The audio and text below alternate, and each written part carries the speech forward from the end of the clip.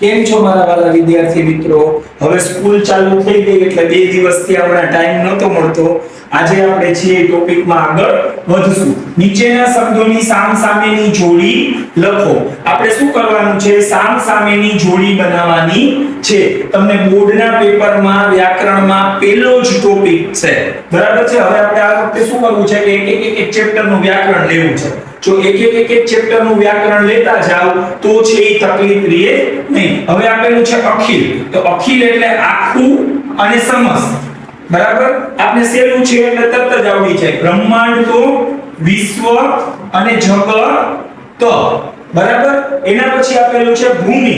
તો કે ભૂમિ એટલે જમીન અને બીજું શું છે? તો કે ધરા.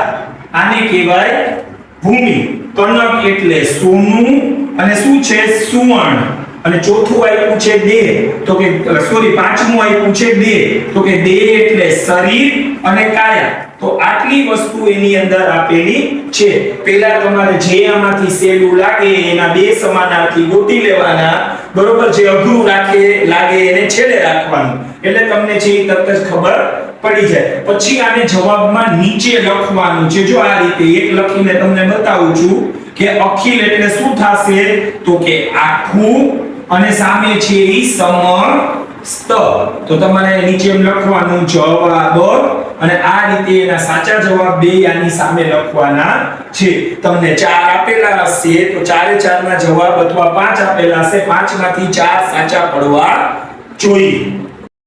જો એની આગળનો ટોપિક છે શબ્દ સમૂહ માટે એક શબ્દ જેનો અંત નથી તેવું. તો આપણને ખબર છે કે જેનો અંત જ નથી તો એને આપણે અનંત કહીએ છીએ. શ્રવણ દ્વારા પ્રાપ્ત કરેલું તો એને કહેવાય શ્રુતિ. સાંભળીને આપણે જે પ્રાપ્ત કર્યું છે તો એને કહેવાય શ્રુતિ. ભૂમિને ધારણ કરનાર તો એને કહેવાય ભૂધર. આપણે કેમ કહીએ છીએ કે મણીને ધારણ કરનાર તો કે મણીધર.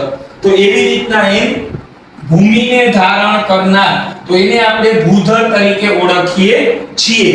કાનમાં પહેરવાનું એક ઘરેણું તો કે કુંડળ. આપણે કર્ણથી પરિચિત છીએ કે કવચ ને કુંડળ.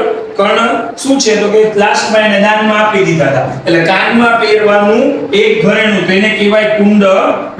આર્યનો સૌથી પ્રાચીન ગ્રંથ તો ઋગ્વેદ. આપણને ખબર છે કે ઋગ્વેદ છે એ સૌથી વધારે પ્રાચીન ગ્રંથ છે. હવે આવે છે એના પછીનો ટોપિક તળપદા શબ્દો. હવે તળપદા શબ્દો એટલે શું છે? તો કે ગામઠી ભાષામાં બોલાતું હોય અને ઈ વસ્તુ જે આપણે એમ કહીએ કઈ જાસ તો ક્યાં જાસ સીધ. આપણે નતર તરત જ નો કે ક્યાં ગયો તો તો એ ક્યાં ગયો તો ની જગ્યાએ શું આવે? સીધ જાવ છો. બરાબર? તો આ રીતે સારી ભાષામાં વધે તો કે કહે છે લે. આપણે કહીએ તો કે લે.